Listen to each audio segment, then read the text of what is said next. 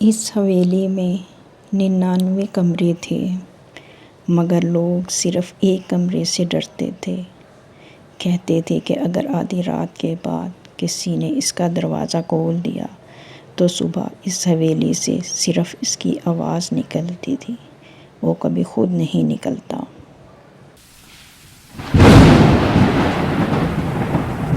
پہاڑوں کے درمیان ایک 100 سال پرانی ویران حویلی کھڑی تھی۔ لوگ اس کے قریب سے گزرنے سے بھی ڈرتے تھے۔ ایک دن یوٹیوبر کے لیے ویڈیو بنانے والا نوجوان احمد اپنے 2 دوستوں کے ساتھ اس حویلی میں پہنچ گیا۔ چوکیدار نے انہیں روکنے کی کوشش کی۔ اس نے کہا، جو بھی اندر جائے سورج نکلنے سے پہلے واپس آ جانا، اور آخری کمرہ کبھی مت کھولنا۔ احمد ہنس دیا، ہم بھوتوں پر یقین نہیں رکھتے۔ رات کے 12 بجے تینوں حویلی کے اندر داخل ہوئے۔ ٹارچ کی روشنی میں دیواروں پر عجیب خراشیں بنی ہوئی تھیں۔ ہر کمرے کا دروازہ کھلا تھا سوائے ایک کے، اس پر صرف ایک نمبر لکھا تھا، 100۔ احمد رک گیا۔ چوکیدار نے تو کہا تھا 99 کمرے ہیں، پھر یہ 100واں کمرہ کہاں سے آیا؟ جیسے ہی احمد نے دروازے کو ہاتھ لگایا، پوری حویلی میں زوردار دھماکہ ہوا۔ تمام دروازے ایک ساتھ بند ہو گئے۔ اس کے دونوں دوست چیخنے لگے، مگر اگلے ہی لمحے وہ دونوں دوست غائب تھے، صرف ان کی ٹارچیں زمین پر پڑی تھیں۔ احمد اب حویلی میں اکیلا تھا۔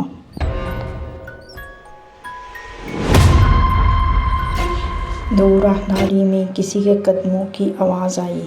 آواز آہستہ آہستہ قریب آ رہی تھی۔ احمد نے ٹارچ اس طرف کی، مگر وہاں کوئی نہیں تھا، صرف دیوار پر ایک سایہ تھا جو آہستہ آہستہ اس کی طرف بڑھ رہا تھا۔ احمد دوڑنے لگا، مگر راہداری ختم ہی نہیں ہو رہی تھی۔ جس دروازے سے وہ گزرتا، وہی دروازہ سامنے آ جاتا۔ اچانک دیوار پر ایک آئینہ نظر آیا۔ اس نے اس آئینے میں دیکھا، مگر آئینے میں وہ اکیلا نہیں تھا۔ اس کے پیچھے ایک بوڑھی عورت خاموشی سے کھڑی تھی۔ احمد فوراً مڑا، لیکن وہاں کوئی نہیں تھا۔ اسی لمحے 100ویں کمرے کا دروازہ خود بخود کھل گیا۔ اندر صرف ایک لکڑی کی کرسی رکھی تھی۔ کرسی پر ایک پرانی ڈائری پڑی تھی۔ احمد نے ڈائری کھولی۔ پہلے صفحے پر لکھا تھا، جو یہ کتاب کھولتا ہے اس کی کہانی بھی یہیں ختم ہوتی ہے۔ آخر صفحہ پلٹا تو وہاں آج کی تاریخ لکھی تھی، اور نیچے صرف ایک نام تھا، احمد۔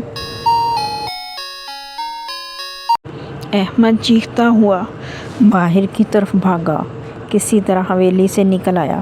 صبح ہوتے ہی وہ پولیس کے ساتھ واپس آیا۔ حویلی بالکل خالی تھی، نہ 100واں کمرہ تھا، نہ اس کے دوست، نہ ہی وہ ڈائری۔ پولیس نے کہا، یہ حویلی تو 25 سال سے بند ہے، اور تمہارے دونوں دوست، ان کا تو کوئی ریکارڈ ہی نہیں۔ احمد نے جیب میں ہاتھ ڈالا۔ وہی پرانی چابی ابھی بھی موجود تھی۔ اس پر صرف ایک نمبر لکھا تھا، 100۔ اسی لمحے اس کے فون پر ایک نوٹیفیکیشن آیا، کمرہ نمبر 100 دوبارہ کھل چکا ہے۔